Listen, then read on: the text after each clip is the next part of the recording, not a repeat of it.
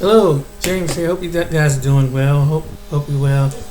Um, I got a video I want to show you and what's really going on, and I'm gonna kind of cut it short with a couple videos because I won't be too long like my usual long on drama. But I'm gonna show you what's really going on in Israel. And I don't know if you know this guy.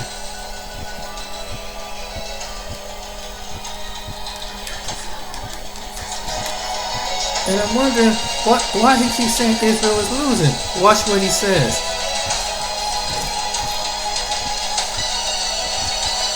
And he ain't the only one that's saying this. He's not the only one that's saying this.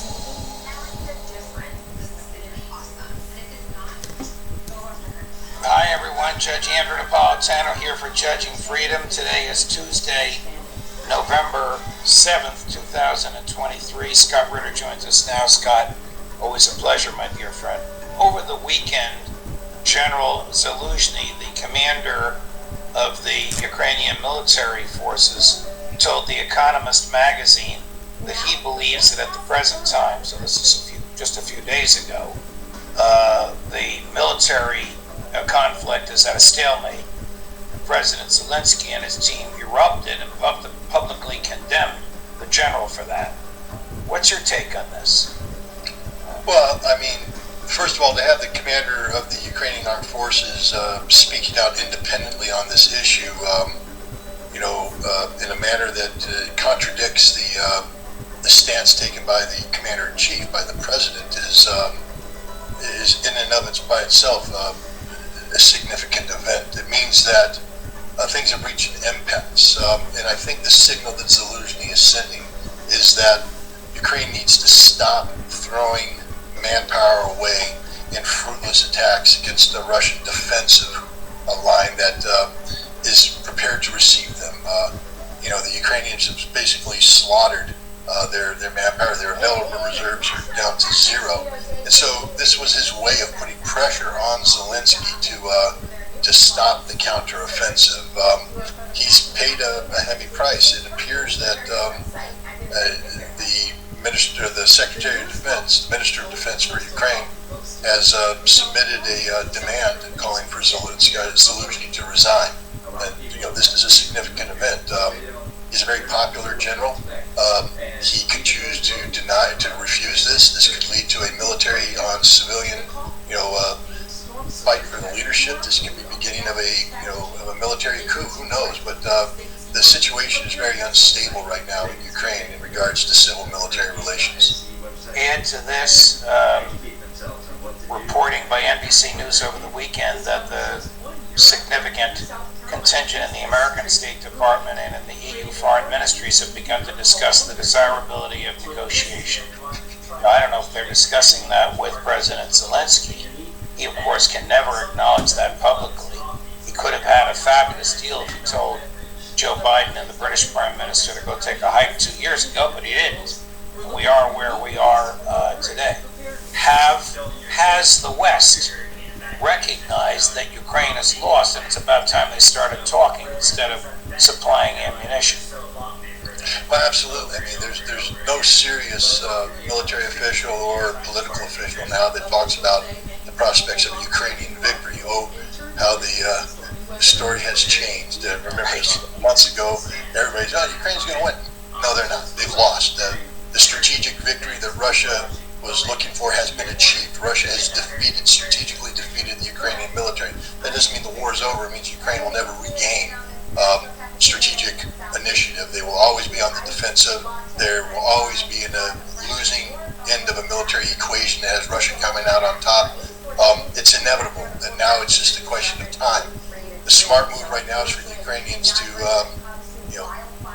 cut the line, take the loss, get the best deal they can. But understand, it's not going to be a deal negotiated by the West. I always laugh when I hear people say, now the State Department wants to negotiate. Really, I would just ask, who in the State Department, who are you going to pick up the phone and call? Who's your Russian counterpart? You haven't had meaningful connection with the Russians for a long time. They've given up on you. They're not waiting for your call. They don't want your call. See, Russia's not going to negotiate with the West for conflict termination in Ukraine. Russia has won the war, which means Russia will dictate the terms at the time Russia's ready to dictate the terms. And it's going to require Ukraine to make that decision, not the West. Ukraine's going to have to decide to bring a termination of this conflict, which again brings us back to the civil-military divide.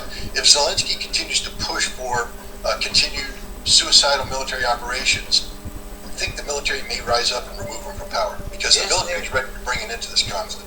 Is there a contingent on his right, whether they're Nazis or whatever they are, that will seriously threaten his life or his stability in office if he begins to do what you've advised him to do? In other words, is there a contingent that is crazy enough to think that they can't be rational and they have to keep fighting until the last man is no longer standing? Well, even the Azov Battalion, or however they've renamed themselves, these right-wing Banderist Nazis, have said we've lost the war. We can't. Nazis. Our offensive is over. We need weapons. We don't have weapons. We can't win. And so I believe they're in survival mode too, which means that they will want to bring an end to this conflict in a way that allows them to retain a modicum of political relevance in any post-conflict Ukraine. Russia, of course, won't want that. Russia wants to denazify.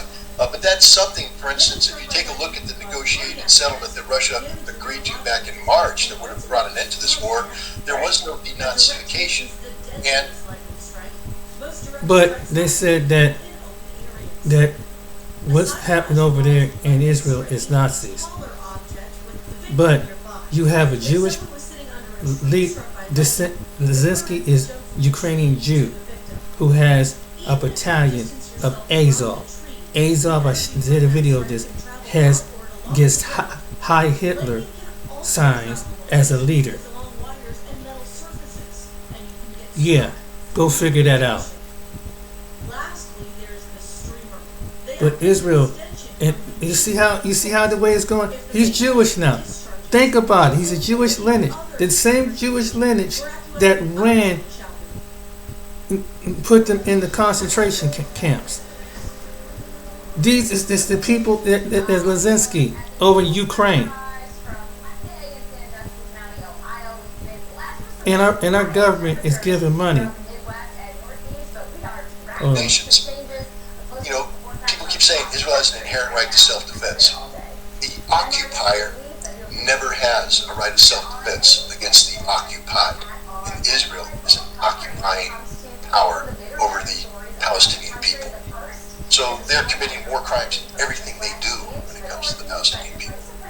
Most of the weaponry that Israel is using was derived from the United States, either by cash or by actual delivery of arms. Is the United States arguably supporting war crimes, engaged in war crimes by the Israeli Defense Force using American military equipment? If we had a world where the United States could be held accountable for its actions, we don't live in such a world, but if we did, the United States is complicit in every single crime carried out by the Israelis. We have provided them with the aircraft, and we have not done anything to intervene to tell them to stop using those aircraft. We gave them the 2,000-pound JDAM bombs that they used to drop the Gaza infrastructure. The first time one of those bombs hit a civilian structure should have been the last time, because if this was the way the U.S. should be operating, somebody should have picked up the phone and told the Israelis, the next bomb you drop is the last penny you get from us. We want all our weapons returned. We refuse to allow you to go forward this way. But instead, we let them drop. We send them more bombs. We are flooding Israeli airspace with C-17 transport aircraft, providing the weapons they need to slaughter the Palestinians. We are the war criminals. Is there any justification for this other than domestic American politics? None whatsoever, because even if you want to cite regional security, even if you want to say that it's in our national security interests, I'm here to tell you right now, the best ending you get for the United States and Israel is the immediate termination of this conflict. The longer this conflict goes on, the more isolated Israel becomes, and the more of a geopolitical impediment Israel becomes to the United States. Israel is harming the United States right now as we speak. The global South, which we need to engage with to compete with China on the global stage economically, the global South is abandoning Israel and abandoning us. We are becoming more isolated. This is a significant significant problem for the United States, especially when we talk about this transition from rules-based international order to some sort of multipolarity that China and Russia will have a significant say in. If we continue to support Israel, we will be totally isolated, and we will have basically divorced ourselves from a process we must be engaged in if we plan to succeed. Here is an interview with the number 2 person in Hezbollah. It's very brief. There's a translation as well as subtitles, and it's right to the point. Right now, Hezbollah is simply trying to distract the Israelis from their military action in Gaza. That's your main goal. Of course, Hezbollah participates for the sake of lowering the pressure on Gaza and for the sake of preventing Israel from achieving its objectives. In addition, as a clear message that if you expand it, there will be serious consequences. These messages have been delivered and are still being delivered. How powerful militarily is Hezbollah? Hezbollah is the only Arab force that's beaten the Israelis in a stand-up fight up until October 7th, when Hamas beat the Israelis in a stand-up fight. Hezbollah is extraordinarily powerful, 50 to 80,000 active-duty forces, combat-hardened after years of experience in Syria. They can mobilize another 100,000. These are well-trained, well-equipped troops.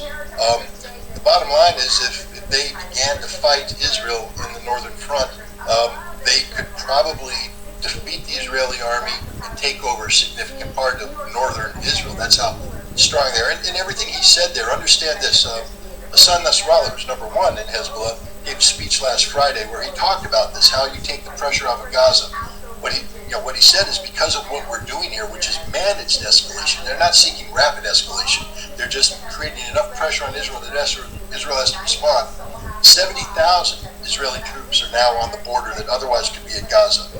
Half of the Israeli Navy is focused on Hezbollah, not on Hamas. A quarter of the Israeli Air Force is focused on Hezbollah, not Hamas. 30,000 Israeli civilians have been evacuated from the settlements and now have to be resettled interior of Israel at significant economic costs. 300,000 Israeli reservists have been pulled from their jobs and are in the military now. Those jobs aren't filled. The Israeli economy is facing a crisis mode. All of this is because of Hezbollah. This is the pressure that Hezbollah is putting on, this diversion of resources away to relieve the pressure on Gaza. And what Hezbollah has said is, we'll do this, and if Israel manages to turn the tide and threaten Hamas with destruction, then we will come in hard. And Israel doesn't have a response to that. They cannot beat Hezbollah in a stand-up fight as things currently stand. Doesn't Prime Minister Netanyahu have the ability to reason and understand the danger he's bringing Israel into by this unbridled, almost carpet-bombing-like invasion of Gaza?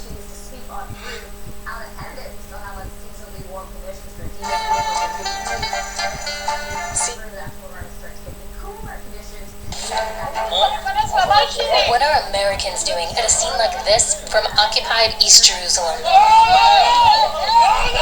In exclusive footage obtained by AJ+, you're watching a group of Americans build a fence outside one Palestinian family's home in Sheikh Jarrah. And they were hired to do it by the founder of a U.S. registered charity.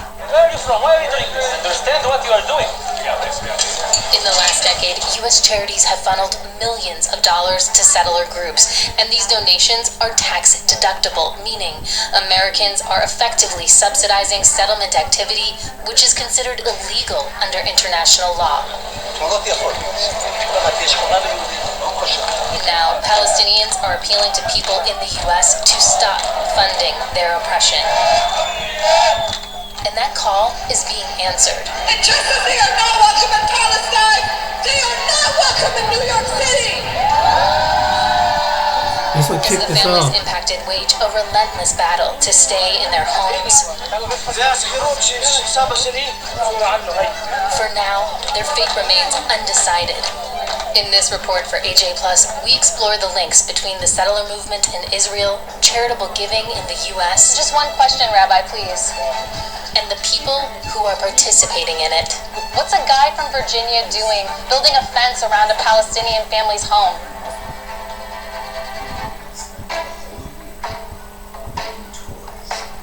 This is Sheikh Jarrah, a Palestinian neighborhood in East Jerusalem that was occupied by Israel in 1967. It's against international law to push Palestinians out of this area, but that hasn't stopped settlers from using Israeli courts to do just that. You are stealing my house. And if I don't steal it, someone else is going to steal it. No, no one. The viral video of the Al-Kurd family confronting Jacob the settler is a crude example of how an American from Long Island could be directly involved in efforts to remove people from their homes. This is not your house. Yes, but if I go, you don't go back. So what's the problem? What are you yelling at me? I didn't do this. I didn't do this. And he's not alone. AJ Plus is following attempts to evict another family from Sheikh Jarrah. And what we found is a network of Israeli settlers tied to charity donations from abroad and Americans themselves who are connected to efforts to displace the Salem family. The Salems have lived in this home for over 70 years. 11 family members live under this roof, and the head of the household, Fatima, was born here. دار امي وابوي عشت معهم ربيت معهم كبرت هون تجوزت هون تخرجت هون انا وجبت اولادي نعيم وخليل وايوب بنات. Of the 200 families living in this neighborhood, at least 93 are facing eviction, according to the Israeli NGO Peace Now. مش راح نطلع من مرة هاي قاعدين هون هم يجوا يطلعونا بدخلين لهم من فوق الباب.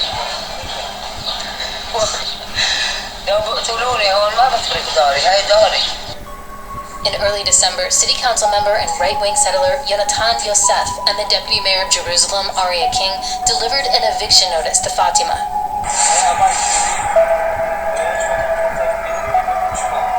Aria King is a central figure in the settler movement. He founded the Israel Land Fund, a group that advertises and facilitates property sales exclusively for Jewish residents. The Israel Land Fund is dedicated to putting the land of Israel back into Jewish hands. On its website, which has since been updated, you could find investing opportunities for, quote, ideology properties. But instead of Sheikh Jarrah, it's called the Hebrew Nakalat Shimon. In one listing, it said plots were being squatted on by Arabs who have built on them illegally or are renting. In an interview with AJ Plus, King was unapologetic about the Israel Land Fund's mission. היחידים שיש להם בנפיט זה העם היהודי. המטרה של הקרן אדמות ישראל כשהוקמה היא שיהיה כמה שיותר אדמה בארץ ישראל בבעלות כמה שיותר יהודים, וזו המטרה. From 2011 to 2017, almost all of its donations were from the Central Fund of Israel, a New York-based nonprofit. And the Israel Land Fund's director is this man, Ben Packer, a nationalist rabbi from Virginia who also runs a youth hostel in Jerusalem that's been called out for its ties to extremism. Just days after the Salem family received its eviction notice, Ben Packer and a group of young Americans were caught on camera fencing off the land adjacent to the Salem house. What are you doing? Where are you from? I'm Israeli. Where are you from? Why are you doing this? We're working with the contractor. Work with the contractor, huh? Understand what you are doing.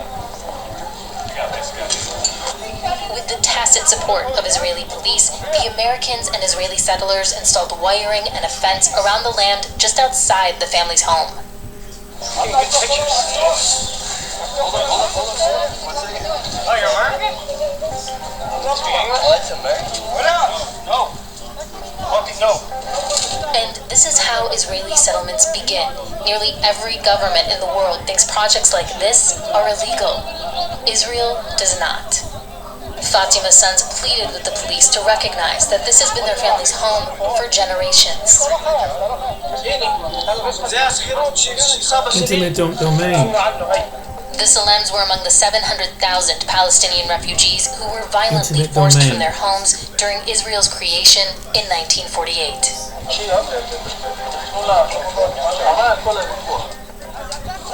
As the Salem family resisted their efforts, the American crew, led by Packer, refused to stop building the fence.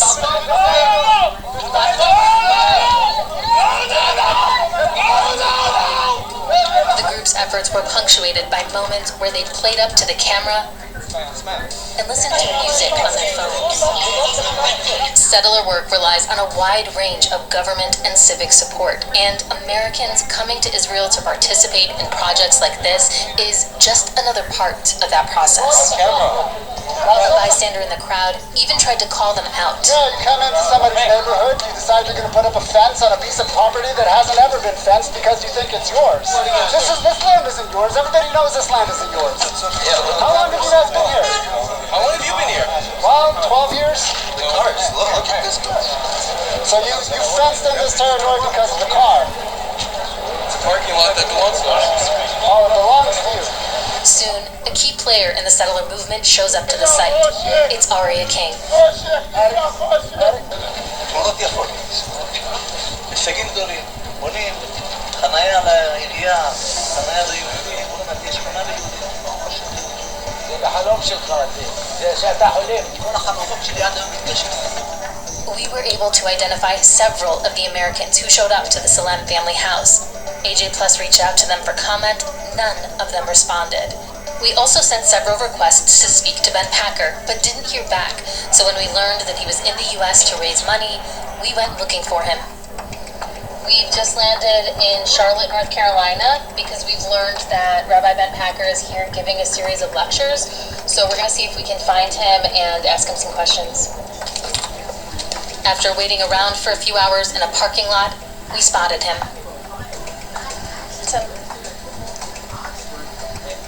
Hi, Rabbi Packer. Hi, I'm Angie from AJ Plus. Hi, I've been trying to reach out to you for an interview, see if we could talk. Do you have a couple minutes now before you go in, just answer a few questions? Just one question, Rabbi, please.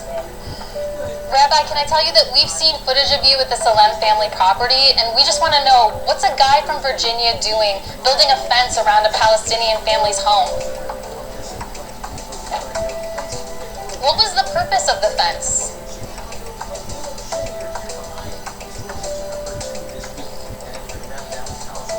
Rabbi, do you want to tell us who you were working on behalf of when you put the fence up?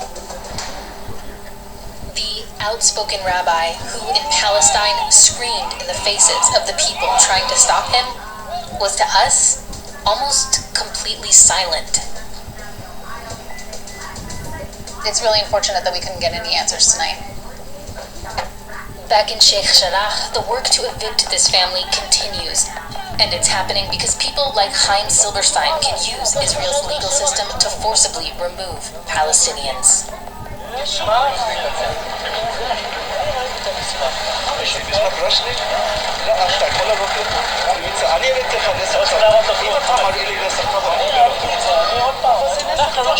Chaim heads a New Jersey registered charity called Keep Jerusalem. It's played a pivotal role in influencing policy and public opinion on issues of land ownership.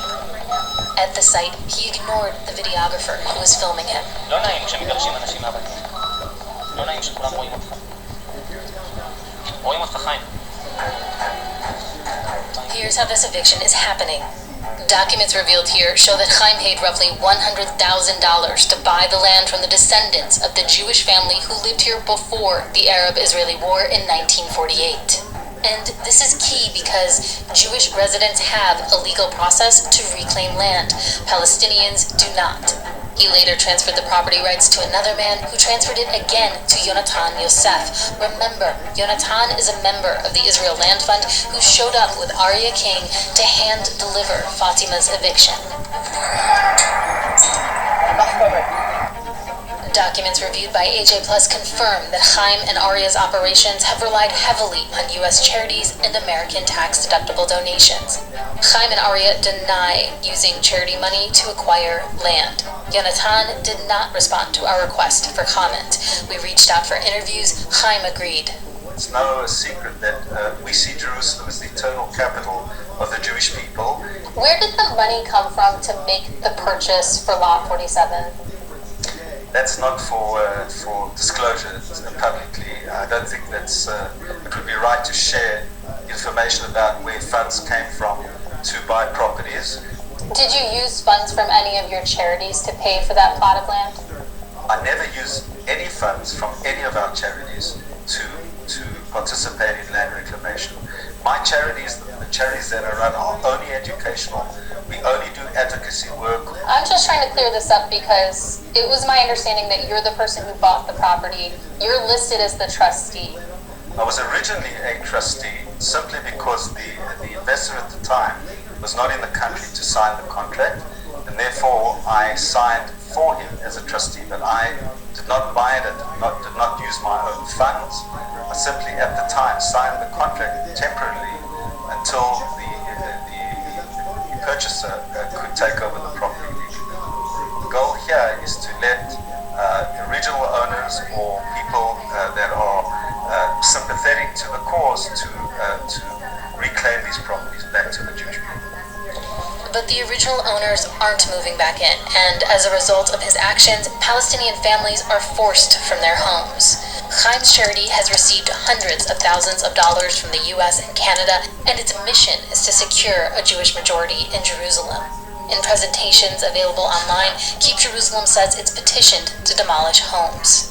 Every settler organization has its own strategies, but what unites them is the belief that Jewish people have a biblically ordained right to the land at the expense of Palestinians and in clear violation of international law.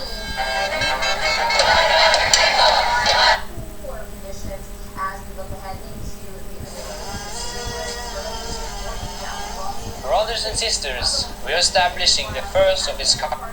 The impact of speaking out that you might believe to be insignificant is considered so significant amongst Israeli ministers that they have ordered meetings with the directors of social media to ask them to contain the reach of the Palestinian content, to ask them to limit the spread of the Palestinian message, because there is a power in you that Israel fears. The greatest tragedy of this ummah is that it believes it is weak when everybody else believes that it's capable of strength.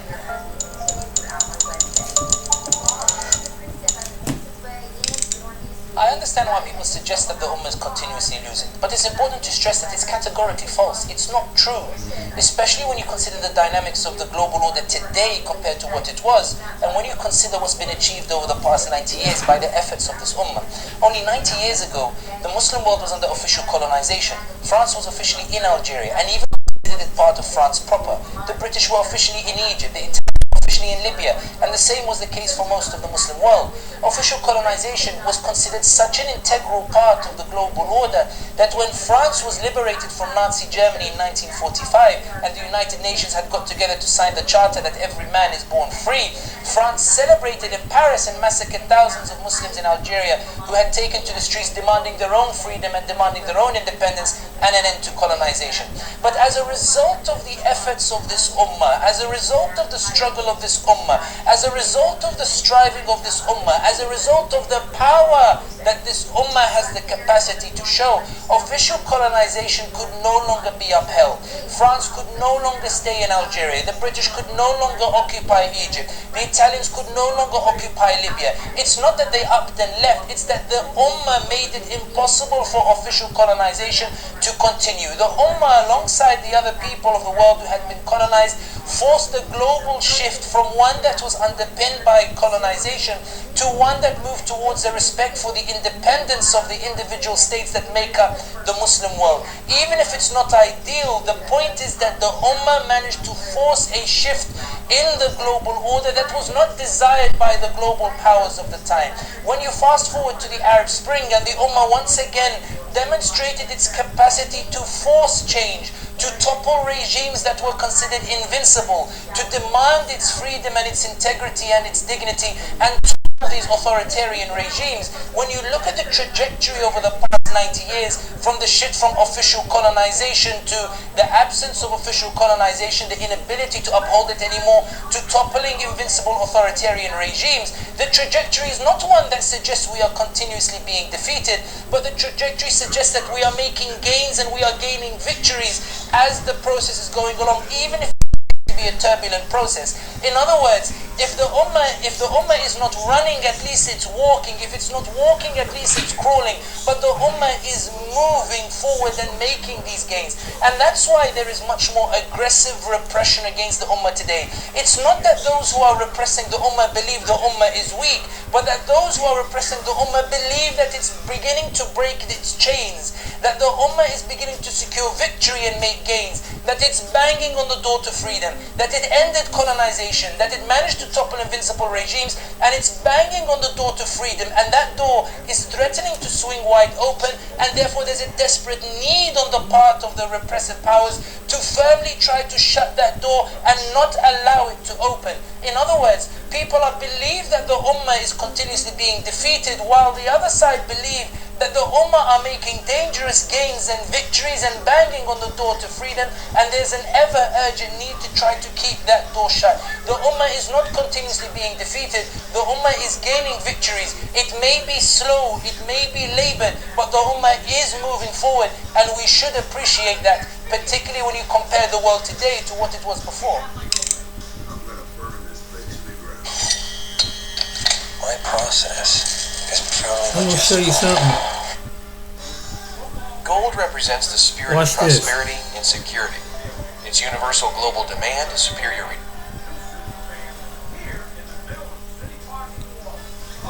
These are Yemenis fighters in Yemen.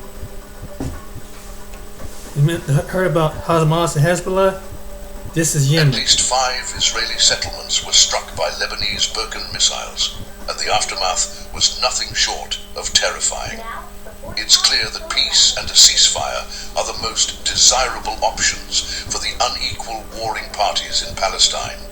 Unverified footage from the incident revealed extensive damage to infrastructure and properties, signaling that the conflict is escalating as days pass by.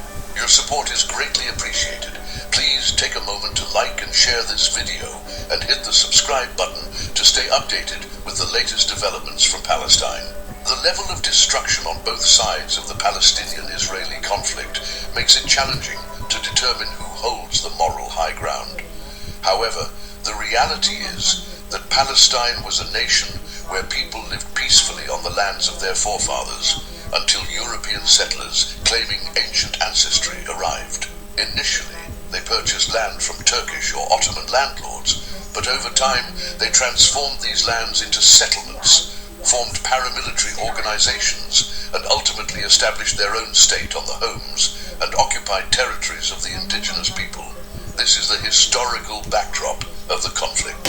For peace to prevail, addressing the injustices suffered by the Palestinian people is essential. It is evident that Israel desires to maintain control over all of Palestine rather than allowing it to become a free, prosperous modern state. The following video is a compilation of clips that allegedly show the moments when the so-called Lebanese volcanic bomb bypassed the Iron Dome and struck areas in Israel.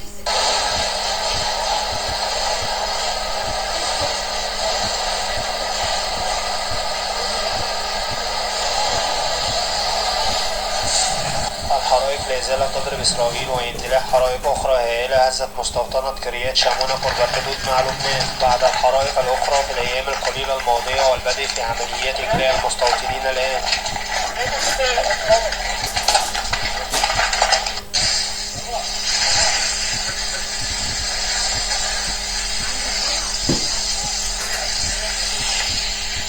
وتل أبيب تغرق في الظلام بعد الحرائق التي تسببت في خسائر مادية كبيرة. السلام عليكم ورحمة الله وبركاته متابعينا الكرام، وكما تشاهدون الآن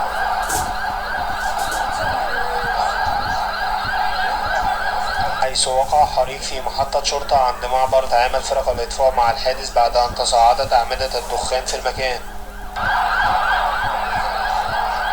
كما وقع حريق في مصنع بلاستيك وسط تل أبيب طال عدد من المنازل، وحرائق أخرى في عدد من الأماكن المختلفة دمرت آلاف المنازل والسيارات، وتم إطلاق صافرات الإنذار وسماع دوية عدة انفجارات ولحظات من محاولات الدفاع المدني إطفاء النيران التي طالت أكبر محطة توليد كهرباء ومحطة نفطية في يوم واحد. كما أعلنت خدمات الإطفاء والإنقاذ في حوالي الساعة 6 مساء أن الحريق لم تتم السيطرة عليه بعد، وأن 15 طاقما يواصلون العمليات لإطفاء النيران. كما تسببت في speak the language. This unverified footage purportedly documents arrivals in Israeli towns like Tel Aviv, Ashkelon, and Ashdod. While we cannot independently confirm these clips, if they are genuine, they present significant challenges for the occupying force. Those in positions of power in Israel who believed that bombs and bullets would resolve the Palestinian issue are realizing that in a real war against an equal adversary, the situation witnessed in Gaza would not persist. وتوقفت حركة المرور في بعض الطرق بعد أن دمرت الحرائق العديد من السيارات والمنازل والتهمت معظم محتويات الطوابق في أماكن مختلفة. وهذه الحرائق ليست الأولى التي تشهدها إسرائيل، فمنذ أيام اندلعت حرائق في عدد من المنشآت الصناعية وعدد من السيارات والمنازل.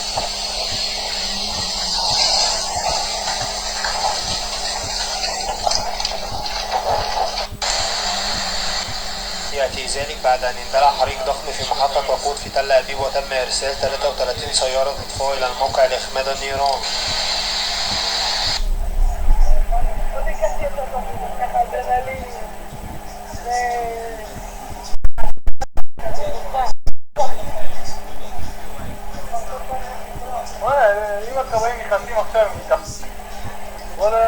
كما اندلع حريق في محطة كهرباء وخط أنابيب في مدينة إيلات أشدود وفي عدد من السيارات الواقفة، وانتشر الحريق بشكل واسع في المكان، حيث أن إسرائيل كانت تجاهد لاحتواء حرائق غابات مدمرة خرجت عن السيطرة بالقرب من القدس. They're blowing up the oil fields and everything over there.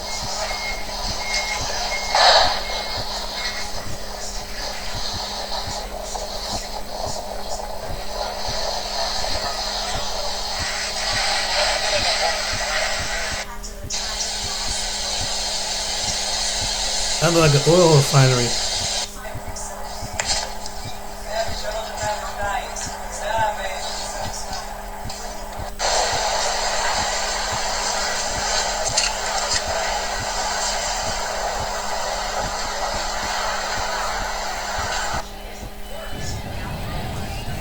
Wow.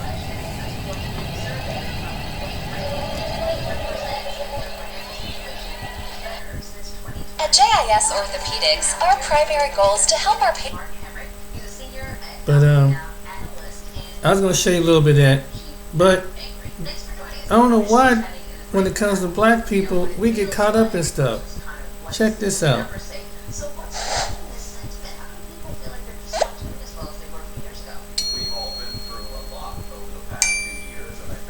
The black community are the biggest threat to Israel.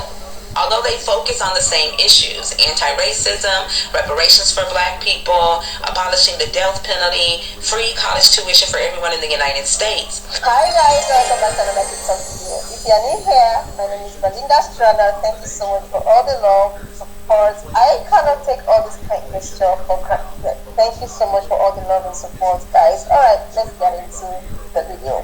So lovely, I came across this video on my For You page on TikTok, and I just want to share you with you guys because a lot of people is teaching this video, and this video is actually trending on TikTok where this Israel official have this to say about black Americans, especially the young black people, how they are somehow a threat to the Israel, guys. I was just able to put up some stitch as well as other people that stitch this video, guys. I'm just gonna roll the stitch. Please remember that this page does not support any form of violence.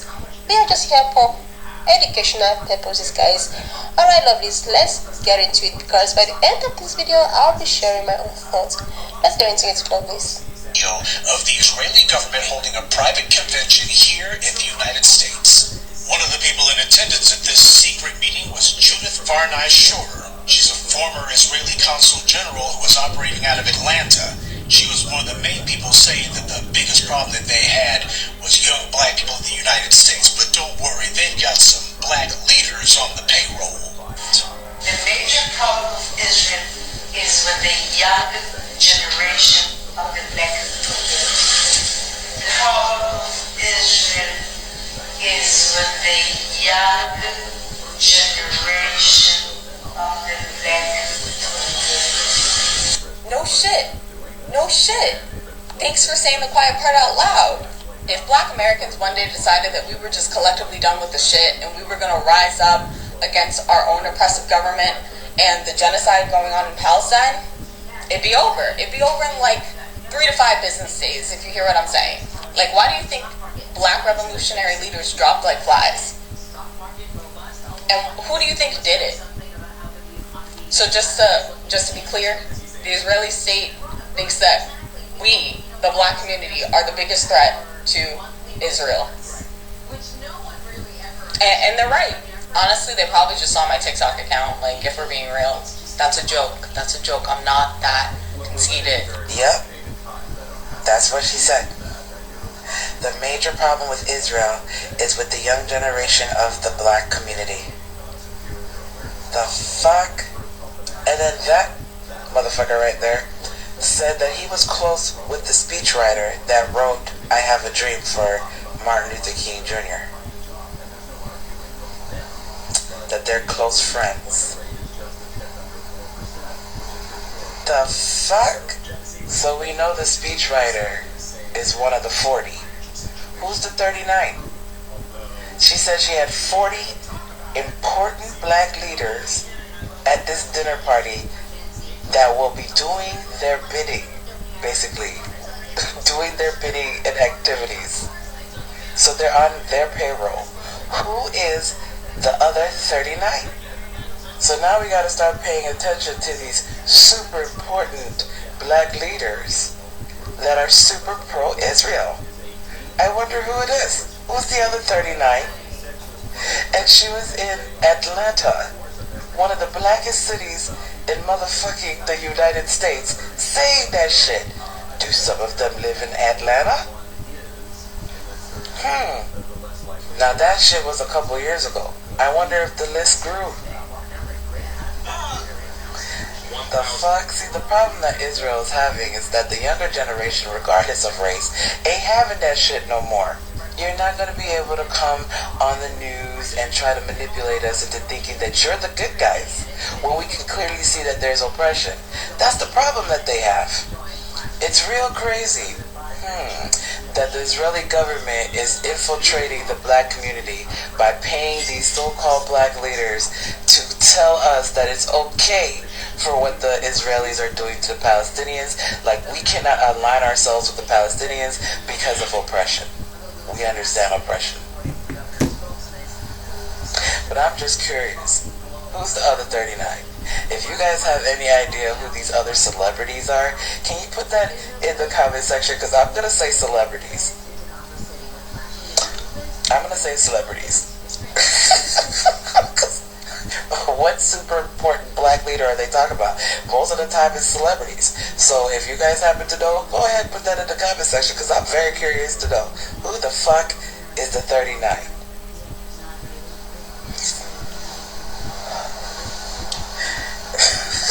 They operate just like America, y'all.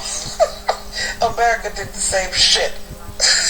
Infiltrated black organizations. This is wow. I'm gonna start calling Israel the 51st state of America. That's what it is. It's the 51st state. This is wild. I'm laughing about this shit because I can't wrap my mind around this shit. Like, I really can't. The whole press have become the oppressor and are using white supremacy tactics on the oppressed. This is fucking wild. By now, I think we've all seen this video circulating on TikTok with that headline. But I want to tell y'all what that's about. Movement for Black Lives is a policy platform that's not the same thing as Black Lives Matter, although they focus on the same issues: anti-racism, reparations for black people, abolishing the death penalty, free college tuition for everyone in the United States. In 2016, they also presented a 40 policy proposal on boycotting, divesting, and sanctioning Israel for the war crimes and genocide against the Palestinians. This upset a lot of American Jewish citizens who feel like they have fought with Black Lives Matter, and they did not think that the Palestinian struggle and the Black struggle in America should be looked at as synonymous or even remotely anywhere near the same. It also upset parliament members of the Israeli government, and so they started to see that a lot of young Black college students were supporting BDS after Black Lives Matter also signed on to the BDS policy. So in 2020, they decided to do a convention and bring together 40 Black leaders within the United States to try and spread loyalty to Israel and to detour young Black college students from boycotting Israel.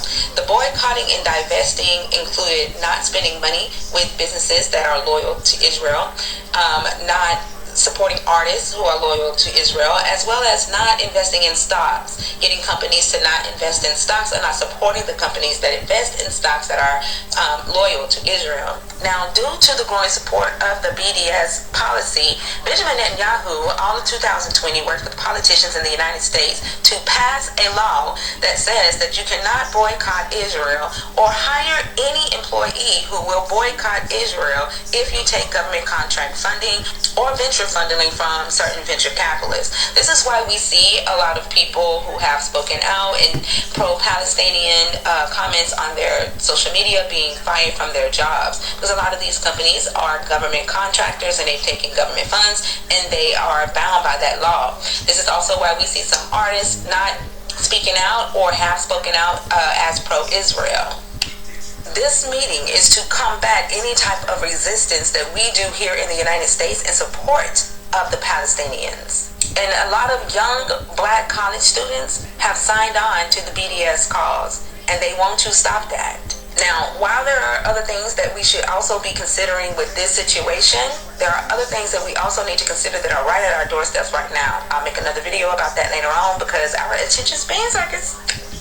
But please make sure that you share this video, and thanks. The problem of Israel is with the young generation of the Black community.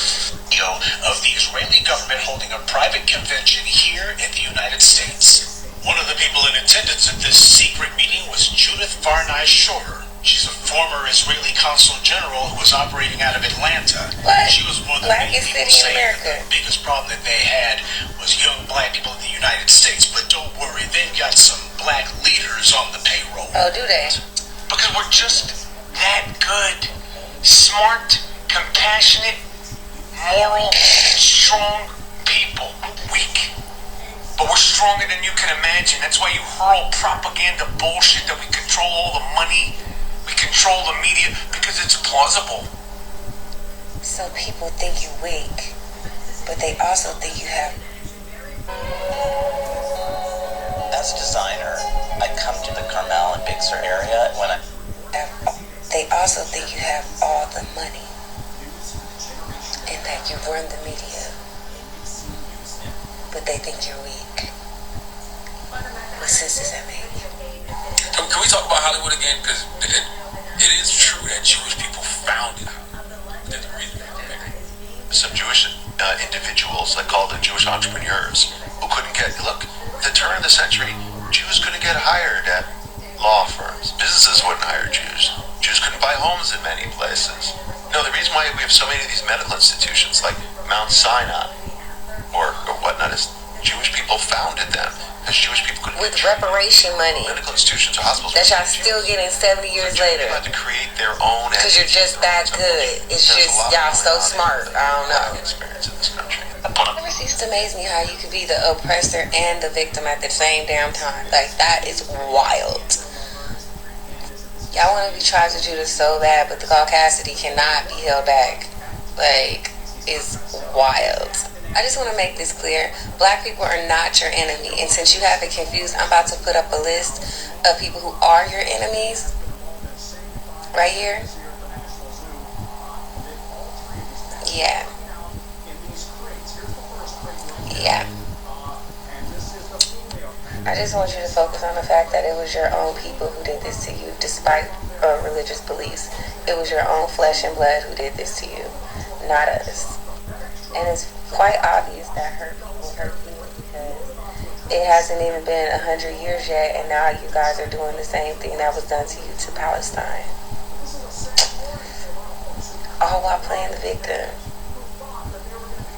Talking about bombing babies, talking about they're throwing bricks at us. The audacity! That's what your enemies is doing to you, huh? Throwing rocks. Let's see what y'all working with, shall we? One of the most pathetic parts is watching these good ones pretend that they're like, oh, anti-Zionists, and that they're outside of their house protesting as if anybody else has anything to do with this. If you don't go protest at your fucking living room table, if you don't go talk to your cousins, if you don't get on the phone and call your cousins in Israel, if you don't go fly out there and be like, hey bruh, I don't support this, you are faking and we know it. Do more. I'm not impressed with the post and going outside and just protesting. You're rich. Protesting is for poor people. I'm going to say it again. Protesting is for poor people. You guys are the wealthiest people. Y'all are paying for this. You are funding this. So either go talk to your senators or go fly out to Israel and stop it. Like, other than that, I feel like you're a joke. Your protests are a joke. You're not really doing anything about it. Yeah. And I can't expect you to love me if you don't love yourself. Yeah, dangerous situation. Oh yeah, and just to wrap it up, I know you guys have a problem with the truth. And black people are the truth, so yeah. Climb back into that closet. The proverbial closet. That is the secret of your heritage. When you have to go outside of your country to get the truth, but we're the leaders of the free world, quit playing with me. The problem is they know people are waking up and people are researching and people are realizing their true identity, and it goes against their little system. Because in the scriptures it says the true people of Israel, when they wake up, everything is about to go downhill and all the other nations are going to wage war against each other because the Most High has his hand in all of this. Israel was never a place, it was a people, and those people in those areas, they are claiming an identity that is not theirs. They are the descendants of the Ashkenazi, Russian descent, European descent. They're fighting the descendants of the Ishmaelites. None of them are Israelites, and that's not their land. Yeah, it's because Jews are black. African American people are the real Jews. Jesus was black, his people were black. Jews are black. Found in Deuteronomy, which is also in the first 5 texts of the Bible, which is also the Torah. Here we have God cursing out his chosen people because they disobeyed him, everything like that. 64 through 68 alone tells you that African American people are the real Jews. Revelation 1, 16 through 14, hair like wool, feet like brass. What other hair is like wool? Come on now, keep up. His people were black, he was black, okay? Tobias, Ezekiel, Jeremiah, all these names are black.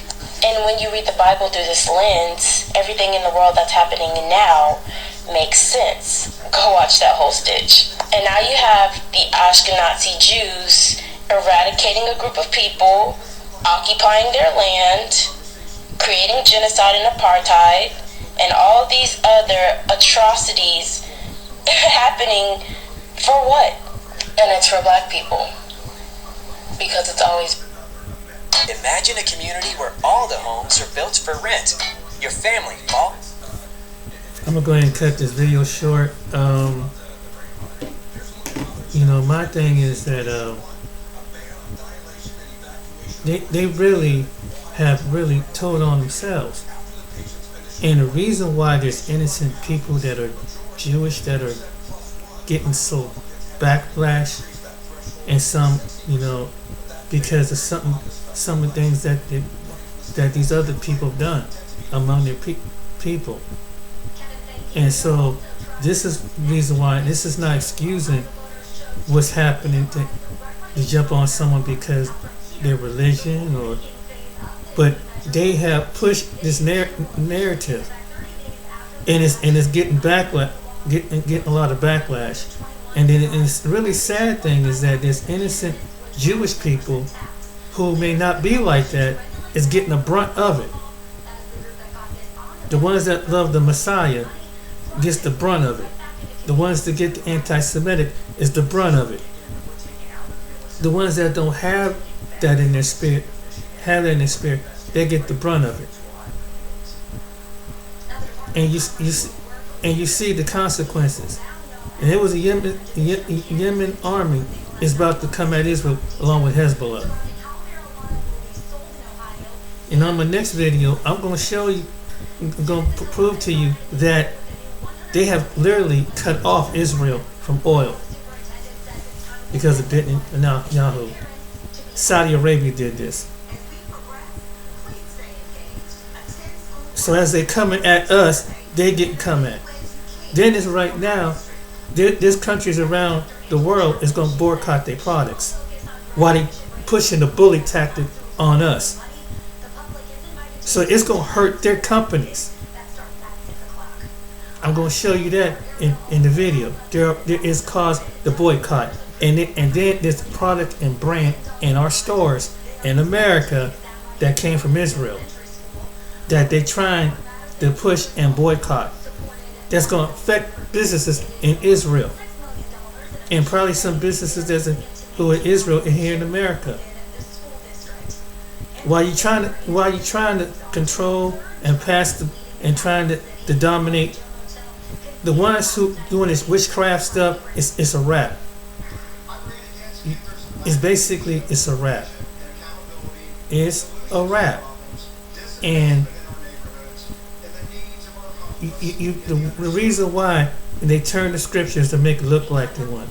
There are some people, Israel is a people, but those who believe in the Messiah are the chosen. A lot of people in Israel are not chosen, even though you would consider them Israelis. They're not chosen. Because what they doing, I said, remember there was a scripture where it would bring peace to the region. There's no peace right now. This is, wow. There's no peace. That tells you something right there. So, and which is about to happen, but it comes back on it comes back on them. And now the world is rallying. It's other countries. It's China is going to hurt America in a way. Not just war, but did you know that with this intel with the chips and things, they ain't gonna want to do business with America. And we just built up an intel factory here with computer chips and things. Supporting Netanyahu. So now China's gonna go to another part. Now sometimes you do business with China. And China's trying to tell America to stop and Israel to stop this. So you got a chip maker, an oil producer. And there's other countries surrounding. Then it's our policies in other parts of the world have turned people against America. In parts of South Africa, it's turned against. Northeast Africa is turned against the West. It's coming down. What you're doing is coming down, and it's tracing. People are following the trail, and you ain't gonna have to but just show it. Show what's really going on. You can't scrub it. You can't socialize it. You can't scrub it off because it's the truth is out there. It's out there. Now the whole Arab world has come together. you know, the United States don't, and Israel don't know what they just opened up. You heard it from Scott, and I tell you what Mr. Colonel Gregor said. These people have insight on the ground, and they don't want to see Israel be wiped off the map. But you got they don't want to see that. But they're trying to warn people, stop this. You have leaders stop it, and you have Biden is losing. And now you have a disruption in the White House behind this. See, what they're trying to do is bully tactic, and it's falling apart. Now the whole world, people is turned against it. Just about the whole world. And again, you put innocent people who are Jewish in harm's way, and Yahoo don't even care that this innocent Jewish people are going to be subjected to this anti-Semitism because of this stuff. So that's the reality that's coming down the pipe. Alright then, ladies and gentlemen, hope you enjoyed this video. About to get up on out of here. I see you on the next video. Be blessed, and pray for the innocent lives on both sides. Alright then, be blessed. Take care.